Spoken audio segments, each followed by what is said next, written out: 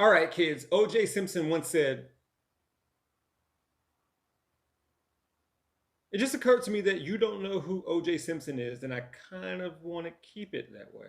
Anyway, according to friends, acquaintances, and witnesses, former football player, broadcaster, movie star, and past, maybe present, depending on what's going on, murderer, O.J. Simpson once said, "Well, I'm not black. I'm OJ." This was in order to separate himself from the N-words, in other words, black people from him. He wanted to be an individual. No word yet on if he also distanced himself from being a man, a USC alum, or a football player, which led to him getting a job as an analyst in commercials, all the while not supporting others that looked like him on his way to the top. And you could cut the tension between him and black people with a knife. But then there's this. If you want to put me in a group, I'll consider myself a Hamite. By that, I mean one of Noah's sons, Ham. That's who I would consider myself. But I don't consider myself black and pink, mainly because I'm not. And I don't consider myself an African American because I'm not that either. I'm a Christian. I'm an American, if you want. I am born in America. I've lived in America. I pay taxes in America sometimes. And I'm American. Today, we're going to talk about whatever this is. As you'll see, there are black people who look black, but don't want to be a part of the black diaspora one way or another. And we'll begin with Sage Steele, anchor at ESPN. She was recently interviewed on a podcast where she openly stated several opinions about several topics, and I've recently learned that people want their opinions respected no matter what. Now, we literally just talked last week about how it's difficult for black people to identify as anything else but black, socially, even if you are other races and ethnicities. And as far as racial categories go in America, either by law or policy, even the census told us we were black for 150 years, and this country told us how black we are. Well, during her podcast appearance, Sage Steele said that she was ripped on live TV for insisting on identifying as biracial.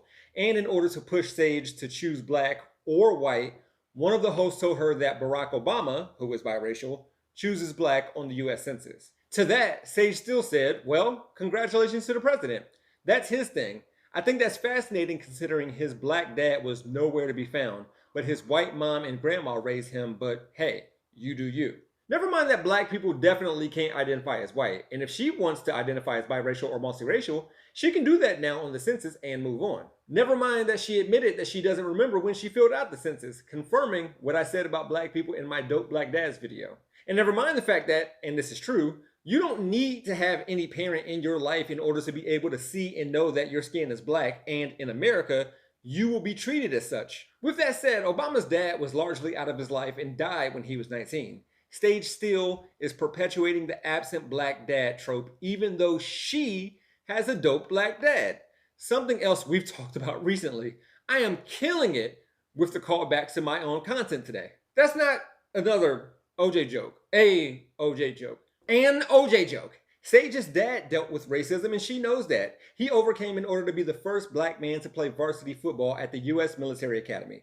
Being the first black anything is difficult. Sage Steele said that she herself dealt with racism and sexism on her way to becoming a well-respected journalist with ESPN, the worldwide leader in sports. But going back to the OJ thing, not bringing people with him on the way up, Sage admitted that she has rejected recent requests from women asking for her help and advice on how to succeed in the industry because she didn't want to be associated with reporters who present themselves in certain ways. Adding, when women dress a certain way, she isn't saying that they deserve gross comments, but these women know what they're doing when they're putting on that outfit. Plus, when male athletes hit on her and said vulgar things to and about her in the past, Sage Steele laughed it off saying, these men were just being stupid guys in a locker room. Very boys will be boys of her. Sage Steele has said that the most racism she has received came from black people in our comments, seeing how she's biracial and married to a white man. She doesn't support a number of things and causes that black Americans have taken up, like kneeling during the national anthem or protesting in general. Maybe I should look up what she is about before making this video. We're going to have a conversation about black essentialism, but it seems like Sage Steele isn't so much fighting for anything rather than fighting against what she deems black hypocrisy. We don't look ourselves in a mirror, groupthink. But the thing about that is, which group? Republicans? Conservatives? white people? I'm not saying she wants to be white. Am I saying she wants to be white? No. I'm saying she wants something that only comes along with whiteness, being an individual. Here's what I mean. Again, I don't buy into the framework that the world can be reduced into these metaphysical categories of whiteness and blackness. I think that's wrong. I think we should look at people as individuals. I think we should celebrate different people's accomplishments. Of course, when delving in the realm of colorblindness, it's not just black people. That was Chris Rufo, conservative opponent of critical race theory, who admitted that there's nothing wrong with CRT, but he wants something to be wrong with CRT, so he's saying there's something wrong with CRT. Anyway, Mark Lamont Hill already addressed what was wrong with what Rufo said. Rufo wanting to be seen as an individual, which is, only a white person can do that. It's cool that he knows that he's Italian, by the way. A lot of black people born in this country don't get to have an idea of their ethnicity. But what does Rufo identify with? His college, his hometown? Does he draw the identity line through race and skin color only? He knows what racism is. His wife is Thai.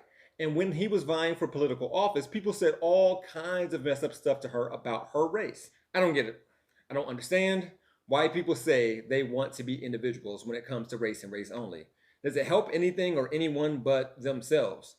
What has colorblindness fixed? What ism is dead and gone as a result of turning a blind eye to it? A few days ago, California acknowledged what happened to the black owners of beachfront property and how that land was taken by racist white people.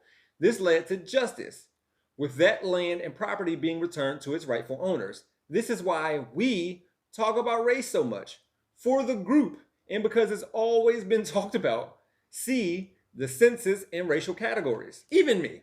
I may first identify as a dad, or husband, or Buckeye, or Columbus native, depending on the day, sure. But separating for one or any of these groups ain't a thing. People prefer to identify as themselves, Americans, biracial, their political ideology, and so on. Fine. They can leave black people and black stuff out of it then. We won't, but, they won't either, but still. They'd be like, I'm not black, I'm something else. We gonna be all right.